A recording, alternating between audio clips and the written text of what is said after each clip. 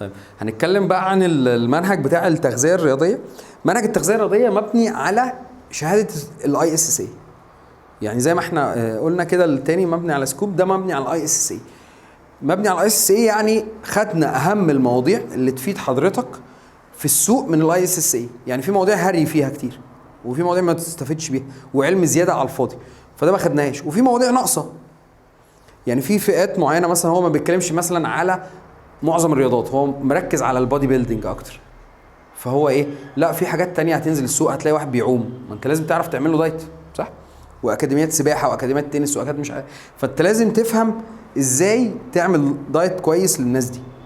فبالتالي احنا بدانا نزود مواضيع معينه عشان يبقى انت مش ناقصك حاجه اما تنزل تشتغل في السوق.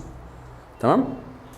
هو مش متكلم برضو عن المكملات بشكل متوسع، يعني متكلم على بعض المواد الايه الفعاله، ومش مزود مثلا المنتجات اللي في السوق. ما أنا يعني انا مش هينفع اقول لك انزل السوق خد كافيين، لا لازم اقول لك خد هيدروكسي كات مثلا، او خد اللايبو 6